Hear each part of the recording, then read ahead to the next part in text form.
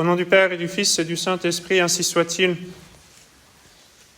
Saint Paul commence son épître aujourd'hui en mettant en parallèle les souffrances que l'on peut endurer en cette vie avec la récompense future.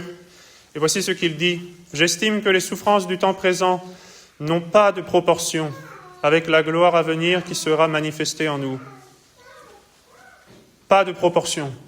Il explique ensuite que la création, à l'heure actuelle, souffre des conséquences du péché originel et que toute la création tout entière attend le rétablissement de l'ordre, ce que saint Paul appelle la manifestation des enfants de Dieu.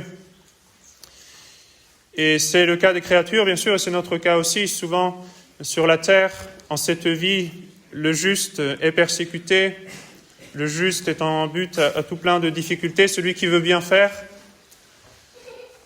est en proie à toutes sortes d'épreuves, tandis que le méchant semble comblé de biens terrestres, le méchant semble heureux, je dis bien semble. Très souvent, c'est apparent, et il n'y a pas dans l'âme de celui qui fait le mal de bonheur véritable.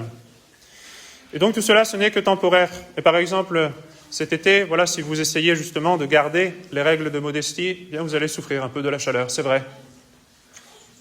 Mais les souffrances du temps présent n'ont pas de proportion avec la gloire à venir. Il faut toujours se rappeler cela. Nous sommes devant ces grandes alternatives de l'éternité. Tout ce que nous faisons sur la terre a une conséquence dans l'éternité, soit en bien, soit en mal. Il faut toujours garder cela à l'esprit, même quand la terre se montre particulièrement accueillante avec justement l'été. Et cela est important surtout pour les jeunes gens qui doivent réfléchir aussi à ce qu'ils vont faire de leur vie. L'évangile de la messe aujourd'hui se prête particulièrement bien à parler des vocations, les vocations sacerdotales et les vocations religieuses. Nous avons l'exemple de saint Pierre qui abandonne tout pour suivre notre Seigneur. Et donc je voudrais parler aujourd'hui de l'importance de ces vocations et essayer d'encourager les jeunes gens, si Dieu les appelle à la vocation, eh bien être généreux dans la réponse à cet appel. Et même si vous êtes déjà marié, même si vous avez déjà fait le choix d'un état de vie, eh bien cela vous concerne au moins dans une certaine mesure, soit parce que peut-être vous avez des enfants que vous pouvez justement encourager à suivre une vocation, ou soit parce que vous pouvez aussi aider les prêtres, les religieux et les religieuses, et je sais que beaucoup d'entre vous le font déjà, j'en suis très reconnaissant, soit sinon pour prier justement pour les vocations, ou soit aussi parce que même dans l'état laïque, même dans le mariage, vous avez vous-même des occasions parfois d'accomplir d'une certaine façon, de participer à cette grande mission de l'Église pour la gloire de Dieu, le salut des âmes. Vous avez souvent contact avec des gens qui ne connaissent pas le prêtre et que le prêtre ne connaît pas. Ça peut être des collègues de travail, des amis, des voisins, des connaissances. Et parfois, par une bonne parole, vous avez l'occasion de ramener des âmes dans le droit chemin. Et cela arrive assez souvent. Notre Seigneur a donné l'ordre à ses apôtres dans cet évangile de lancer le filet, de jeter le filet. Et il a accordé une réussite miraculeuse à cette pêche. Mais il ne fait pas cela lui-même. Bien sûr, notre Seigneur a accompli la rédemption, il a prêché l'évangile, mais après son départ, le jour de l'Ascension, il ne prêche plus lui-même. Ce n'est pas lui qui est au confessionnal pour absoudre, même si le prêtre le fait au nom de notre Seigneur. Donc, dans ce sens-là, on peut dire que c'est vraiment notre Seigneur qui absout. Mais enfin, justement, il utilise des hommes. C'est comme cela maintenant que notre Seigneur sauve les âmes. Il a enseigné la vérité de l'Évangile, mais il a décidé que les âmes seraient sauvées par la prédication d'autres hommes. Il a accompli la rédemption et il veut que les sacrements soient administrés par d'autres hommes. Il est donc nécessaire, selon la volonté de notre Sauveur, que des hommes consacrent leur vie au salut des autres. Et comme je le disais, chacun est appelé, dans une certaine mesure, à participer à l'œuvre du salut des âmes. Mais notre Seigneur a choisi certains hommes en particulier pour consacrer leur vie entièrement à ce travail, à cette œuvre. Et ce sont les évêques, les prêtres, les ministres de l'Église catholique, et d'une façon un petit peu différente, mais bien importante, les religieux et les religieuses. Et donc notre Seigneur à la fin de cet évangile de la pêche miraculeuse, dit à Simon-Pierre, « Ne crains point, désormais ce sont des hommes que tu prendras, désormais tu seras pêcheur d'hommes. » Et notre Seigneur, effectivement, a appelé, pour être ses apôtres, de simples pêcheurs. Il y a de nombreuses raisons à cela. Le fait déjà que le monde entier se convertisse à la prédication de l'Évangile par de simples pécheurs serait une preuve éclatante de l'origine divine de l'Église. La barque de Pierre également est une belle image. C'est l'arche du salut, c'est la Sainte Église. Et notre Seigneur est toujours présent dans cette barque. C'est lui qui donne les ordres, c'est lui qui donne la fécondité à l'apostolat. Mais notre Seigneur aussi parfois peut dormir. C'est le cas de l'évangile de la tempête. Tandis que les vagues secouent le navire. Mais les apôtres ont toujours une proximité très importante auprès de notre Seigneur. Et de même, le prêtre et le religieux et la religieuse ont une intimité toute spéciale avec notre Seigneur. Avec le Saint-Sacrement en particulier. En étant toujours en présence de notre Seigneur. C'est quelque chose d'assez flagrant, évidemment, quand on est prêtre. Surtout je dirais particulièrement quand on voyage à l'étranger. Quand on arrive dans un endroit où il n'y a pas la présence réelle. Et le prêtre arrive et rend présent notre Seigneur. Ça, c'est un privilège extraordinaire.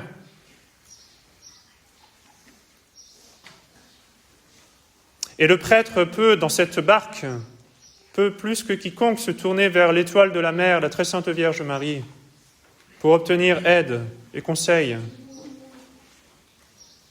Et notre Seigneur donne cette vocation à des pécheurs, dans un premier temps, parce que les âmes naissent, pour ainsi dire, dans l'abîme de la mer de ce monde, qui sont les ténèbres des péchés. Ils doivent les faire sortir de cet abîme, de ces ténèbres, pour les amener à la lumière. Et voilà ce que fait le sacerdoce, par la parole de Dieu, par les sacrements, par le baptême. Le prêtre ôte le péché originel. Il dépose dans l'âme du petit enfant les vertus de foi, d'espérance et de charité, et la grâce sanctifiante, qui est semence de la vie éternelle. Rien que le baptême, déjà, c'est quelque chose d'extraordinaire.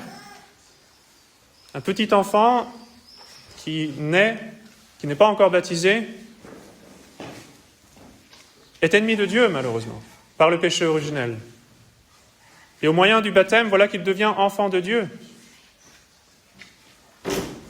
Le prêtre contribue également au salut des âmes par l'offrande de la Sainte Messe tous les jours, en offrant à Dieu à nouveau ce sacrifice infiniment agréable de notre Seigneur. Et cette messe quotidienne est très importante, même si peut-être dans certaines situations le prêtre dit la messe dans une chapelle, il y a peu de monde. Les messes quotidiennes qui sont offertes partout donnent et obtiennent toutes les grâces actuelles qui sont répandues ensuite dans le monde entier pour la conversion des pécheurs, pour la sanctification des justes, c'est-à-dire la grâce justement d'une conversion, la grâce d'une bonne action. Toutes ces grâces découlent de la Sainte Messe qui est offerte tous les jours. Que font encore les prêtres, les religieux et les religieuses ? Eh bien, leur travail tous les jours, c'est de louer Dieu, plusieurs fois par jour, de louer Dieu, de commencer d'une certaine façon cette vie angélique, cette vie du ciel, de louange, par la récitation de l'office divin du Saint Bréviaire. Il le fait au nom de l'Église, il le fait au nom de toute la création. Louer Dieu. Le travail du prêtre consiste encore à pardonner les péchés par le sacrement de confession, à réconcilier donc le pécheur qui s'est mis dans une mauvaise situation, qui est ennemi de Dieu, à le réconcilier avec le bon Dieu, à lui rendre la vie éternelle. Il n'y a pas de chose que l'on puisse donner qui soit plus grande que cela. Quand quelqu'un vient vous demander un service, quand quelqu'un vient vous demander un conseil, vous pouvez bien sûr faire beaucoup de bien à une personne. Vous pouvez lui donner de très bons conseils, vous pouvez lui donner beaucoup de choses. Mais rendre la grâce de Dieu, c'est quelque chose que le prêtre fait. rendre l'amitié de Dieu, rendre l'héritage du ciel. Il n'y a rien de plus grand que l'on puisse donner. Et c'est ce que le prêtre fait si souvent, si facilement.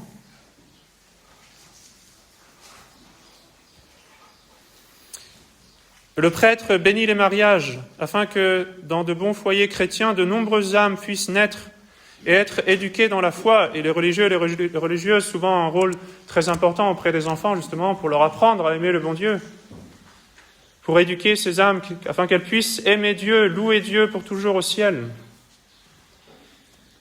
Et le prêtre assiste encore les âmes à l'approche de la mort. Il administre les derniers sacrements aux mourants.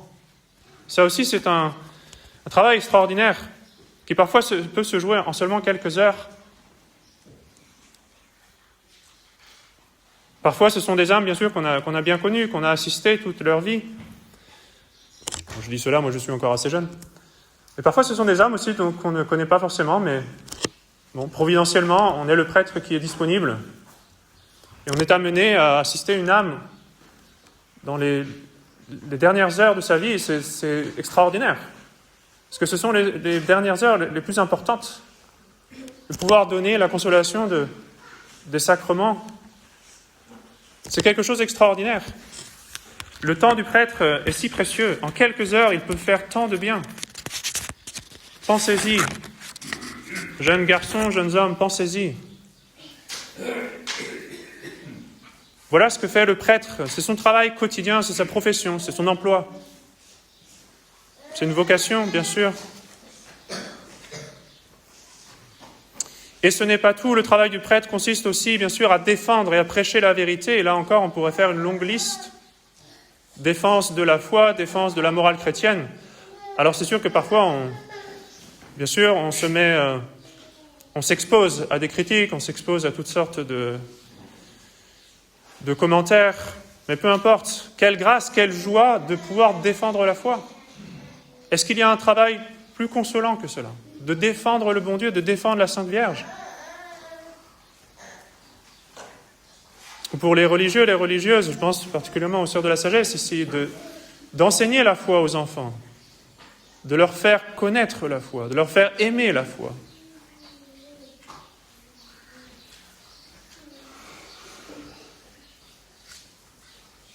On œuvre ainsi directement à la gloire de Dieu.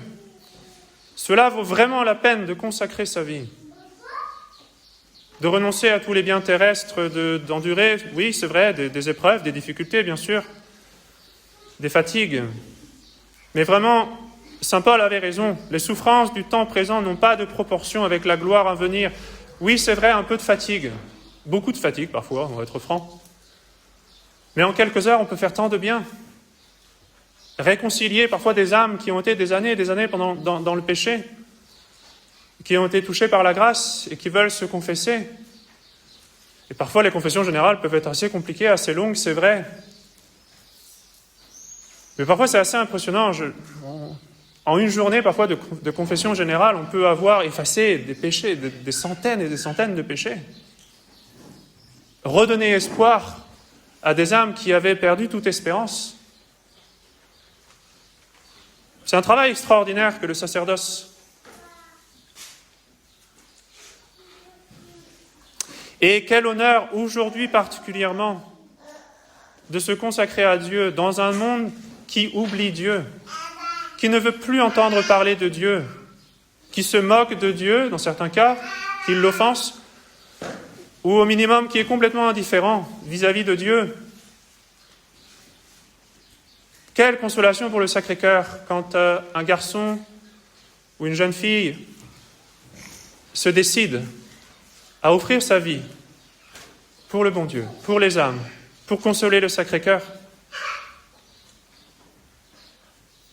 Quel privilège, quel honneur aujourd'hui de défendre la vraie foi, de préserver les vrais sacrements dans ce temps d'apostasie de Vatican II. C'est un privilège. C'est un privilège pour vous aussi aujourd'hui d'avoir la foi. Ça doit être une fierté dans notre monde aujourd'hui. Quelle grâce d'avoir la foi. Vous auriez pu naître en Chine, au milieu d'un régime communiste. Votre salut aurait été beaucoup plus difficile.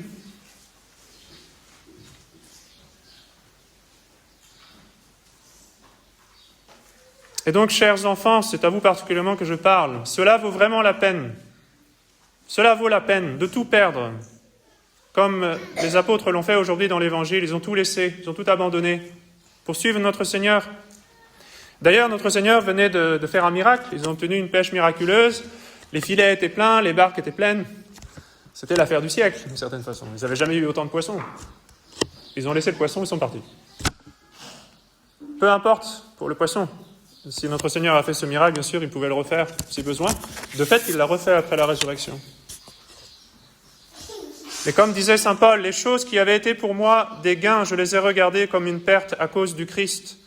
Impensable pour Simon-Pierre de passer ne serait-ce qu'une heure de plus à travailler à gagner des poissons. Il valait mieux travailler à gagner des âmes. Et saint Paul, par conséquent, dit que pour lui, j'ai renoncé à toutes choses, les regardant comme des ordures, afin de gagner le Christ. Il existe toutefois une analogie entre le pécheur et l'apôtre. C'est pour ça que notre Seigneur utilise cette analogie, cette comparaison. Désormais, vous prendrez des hommes, vous serez pêcheurs d'hommes. Le métier de pêcheur, c'est un métier évidemment assez extraordinaire. Marin-pêcheur, ce n'est pas un métier, disons, comme un métier dans lequel on partirait au travail le matin et on reviendrait le soir. C'est un métier qui est assez exigeant. Il faut quitter sa famille pendant des jours, parfois pendant des semaines ou des mois, quitter sa terre, quitter son pays, abandonner tout ce que l'on possède, laisser tout cela à la maison. Eh bien, c'est ce que notre Seigneur demande aux prêtres et aux religieux et à la religieuse. Le jeune homme, la jeune fille qui veut se consacrer au service de Dieu doit renoncer à toute ambition terrestre et même aux joies légitimes de fonder une famille chrétienne, qui sont des joies qui sont consolantes. Il y a aussi des épreuves, bien sûr. Et parfois, cela demande de quitter son pays temporairement ou définitivement. Mais comme le marin-pêcheur, si vous voulez, il est passionné de son métier. C'est un métier qui est exigeant, mais il le fait quand même. Eh bien, de la même façon, pour être un bon prêtre, une bonne religieuse, un bon religieux, il ne faut pas être fonctionnaire, c'est-à-dire il ne faut pas se contenter évidemment de travailler de telle heure à telle heure et puis c'est tout. C'est quelque chose qui doit imprégner toute notre vie.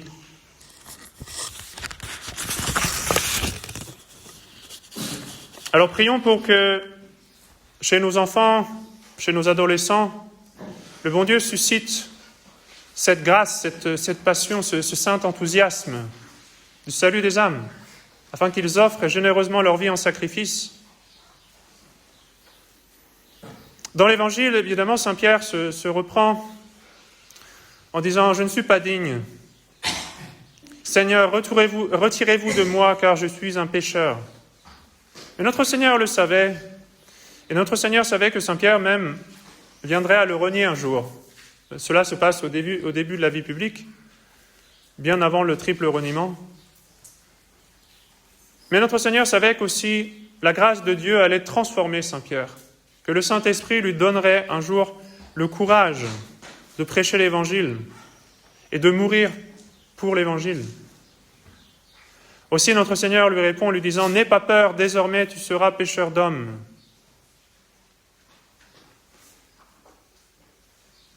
Et quand notre Seigneur demande à saint Pierre au début de l'Évangile de jeter son filet, saint Pierre s'exécute en disant « Sur votre parole, je jeterai le filet. » Il fut récompensé de cette obéissance.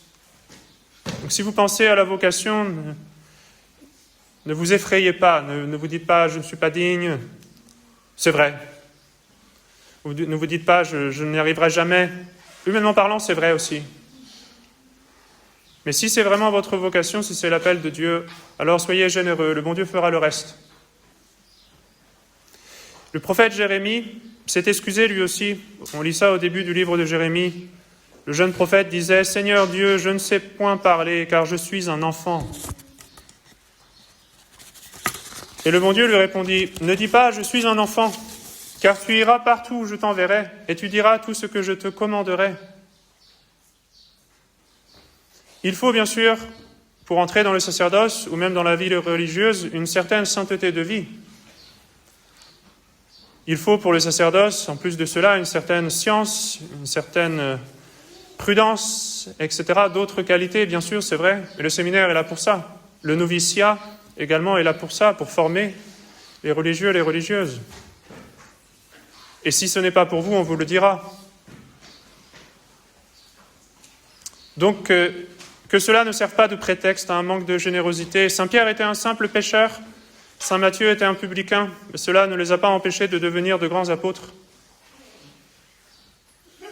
Donc que les garçons, que les jeunes gens, que les jeunes filles se posent sincèrement la question de la vocation. En se souvenant de ce que dit saint Paul, les souffrances du temps présent n'ont pas de proportion avec la gloire à venir qui sera manifestée en nous. Encore une fois, tous les sacrifices que l'on peut faire dans la vie consacrée n'ont pas de proportion avec le fruit obtenu.